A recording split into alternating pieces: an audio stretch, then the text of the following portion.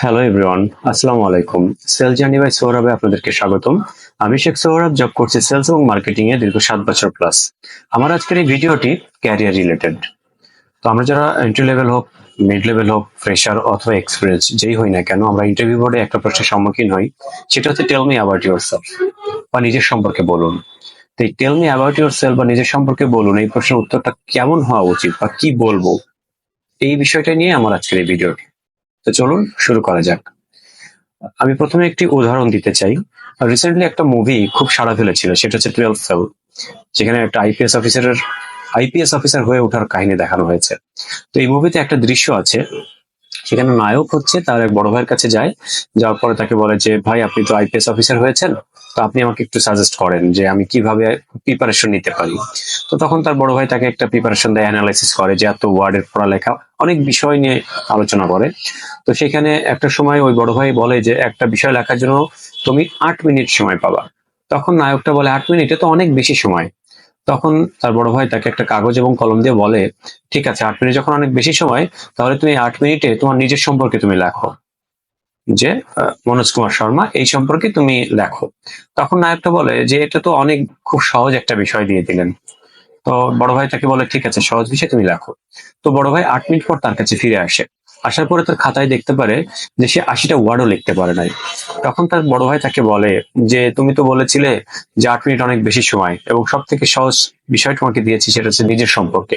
তা তুমি নিজের সম্পর্কেই তুমি লিখতে পারো নাই, বাকিগুলো তো বাদই দিলাম। এক্স্যাক্টলি আমি এই নিজের সম্পর্কের কথাই বলছি। তো এই যে tell me about yourself, কখনো আপনি নিজেকে অ্যানালাইসিস করেছেন? আপনি যে সিভিটা লিখেছেন, সিভিতে কি লেখা আছে? প্রত্যেকটা ওয়ার্ড কি আপনি পড়েছেন? যে আপনি যে মানুষটা, আপনার ভিতর যে কোয়ালিফিকেশন আছে, যে এক্সপিরিয়েন্স আছে, সেটা কি ওইখানে লেখা আছে? তো এই জিনিসটা আপনি আগে অ্যানালাইসিস করুন, যে tell me about yourself, এই কোশ্চেনটাতে আপনি কি অ্যান্সার করবেন বা কি করা উচিত। আপনাকে যখন এই কোশ্চেনটা করা হয়, তার অর্থ আপনি যখন অ্যান্সারটা দিবেন, তখন আপনার ভিতরে কনফিডেন্টটাকে দেখা হয় যে আপনি কতটা গুছিয়ে কথা বলতে পারেন, কতটা সিচুয়েশন হ্যান্ডেল করে কথা বলতে পারেন, এবং মূলত কোর জিনিসটা নিয়ে আপনি কথা বলতে পারেন কিনা, এই জিনিসটাই দেখতে চাই।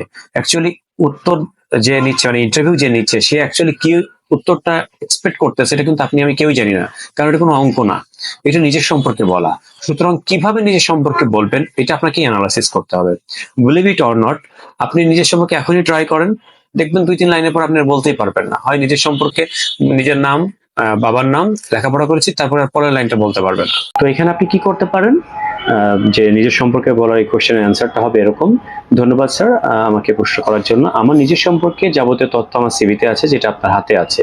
স্যার এর বাইরেও আমি নিজের সম্পর্কে কিছু বলতে চাই।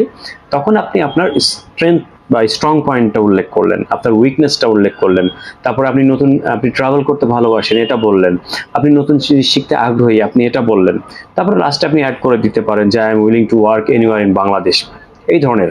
তো নিজেকে নিয়ে অ্যানালাইসিস করুন, অ্যাকচুয়ালি আপনার নিজের সম্পর্কে কি হতে পারে, এই জিনিসটা অ্যানালাইসিস করুন, দেখবেন আপনি বুঝে যাবেন যে টেল মি অ্যাবাউট ইউর সেলফের এই অ্যান্সারটা কি হতে পারে। তো আশা করি বুঝতে পেরেছেন। তো আজকের ভিডিওটা এই পর্যন্ত। ভবিষ্যতে ক্যারিয়ার এবং সেলস রিলেটেড আরো সুন্দর সুন্দর ভিডিও নিয়ে আসার চেষ্টা করব।